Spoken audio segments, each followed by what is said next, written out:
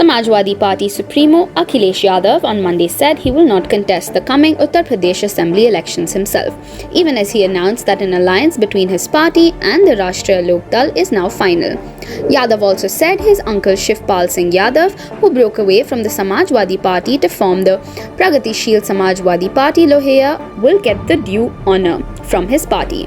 In an interview with PTI, he said, "Our alliance with the RDL is final. Seat sharing is to be finalised."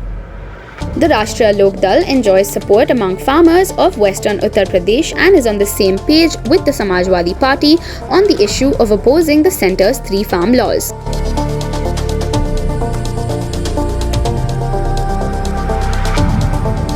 The SP has already announced an alliance with Om Prakash Rajbhar Suheldev Bharatiya Samaj Party.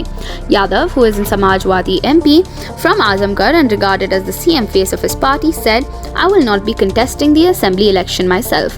The SP Supremo, who was a member of Legislative Council when he served as Chief Minister of Uttar Pradesh from 2012 to 2017, did not give any reason for the decision. However, later Yadav said a final decision on his contesting the polls will be taken by the party.